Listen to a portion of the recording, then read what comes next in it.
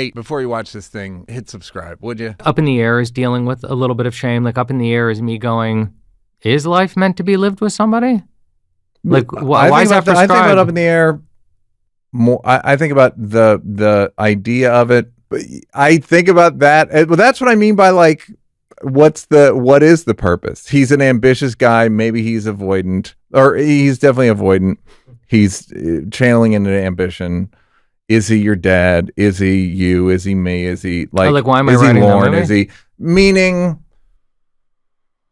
It doesn't really have to do with. I guess it has to do with shame in some ways, which is like, is that not the right way to live? Well, definitely not. Well, that's kind of the point. Is that I think I'm using it as an opportunity to explore a philosophy that I might just believe in, and at the time, I definitely was like, Let's work. And by the way, I'm writing at the time where I am married and the parent of a young child, and I'm sitting there writing a movie about maybe life is meant to be lived alone, and you can just kind of seamlessly move through the universe. Everything that he was saying is like, why do we collect these miles? Why do we do any of this stuff? Like, why are you close to your family? What is this? What do you, what's the point? And just, we're sharks. We are not swans. We're sharks. So shame for feeling that genuinely, when I know everyone around me is like, no, the whole point is like family and connection and all this stuff and the people that you care about, and like, what if you don't believe that, or what if you have an inkling that may not be true, and I probably have 20 of those, and I get scared. It seems like Thank You for Smoking has some moments of that. Oh yeah, like absolutely. Pretty dark notions. How on earth would Big Tobacco profit off of the loss of this young man? It's in our best interest to keep Robin alive and smoking. And even Herb Sargent talking to Chevy in Saturday Night is like, what's going to happen to me? I mean, Herb, you've been around the block. Where am I going from here? The American people are going to fall in love with you. You'll be obscenely overpaid for pratfalls and cute jokes. You'll waste away most of your life with purchased company. And then eventually you'll self-medicate with booze and hookers and heroin. I imagine you'll die alone, falling out of a hotel room window in Stockholm. Jesus. I can't wait. it's a little rough. I don't think I was exploring anything deeply internal on Saturday Night Live as much as I was trying to look into the process of creation. Yeah, no, but I'm talking about there is a moment of like, what's your Jason, take it away. Do your solo. Do your cynical solo. Yeah, you're right. That's the very easy voice for me to. And that's a voice that you're a little ashamed of. I'm not sure. Maybe it relates to stand-up comedy. Maybe this is the that's voice what I mean. Like what this I stuff. feel. This is a story I may have told on here before. Please. Louis Anderson, comedian, offstage a dark guy. I live in his former house. Great. Offstage dark guy. On stage sunny, silly. Yeah. One of his friends goes, well, hey, why don't you every once in a while, why don't you show him the knife? Show him the knife a little bit. Take the knife out. Show him how cutting and dark you are. And Louis like, yeah, I do have this joke. It's pretty dark. I'll try it. And he does the joke. It doesn't do well because people don't want to hear from him. And he gets off stage and he goes, I think people sense the knife. Just like, I don't have to fucking stab him. I think with you, I know you got a knife. And maybe it's the whiskey sugar ratio again, but it's like, they know I have a knife. My face lets them know. My eyes let them know. I don't need to go to the lyrics. Don't also have to be knife. The tone is knife. So, and I think you're in the same boat where it's like you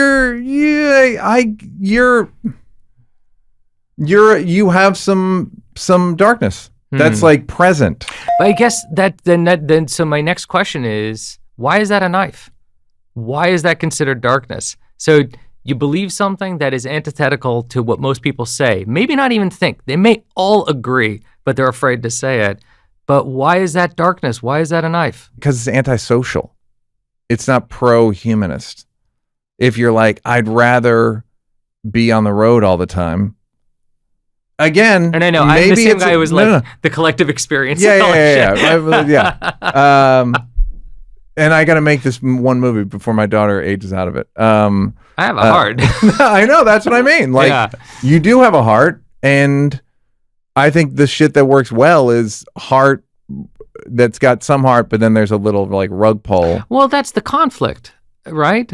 I mean, and I suppose that is what I'm always making movies about, is those two sides of my personality. I mean, that's Thank You for Smoking, is, you know, you have these feelings, you're a tobacco lobbyist, it's a job, like, and it's a much harder job than working at the Red Cross, you know? Was there ever an ending for Up in the Air where George was happy?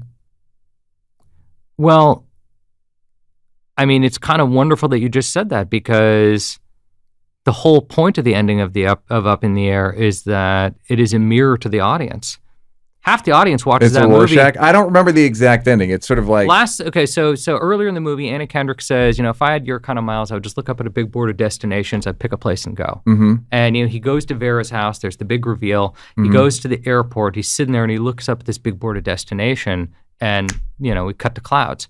Now, I don't know.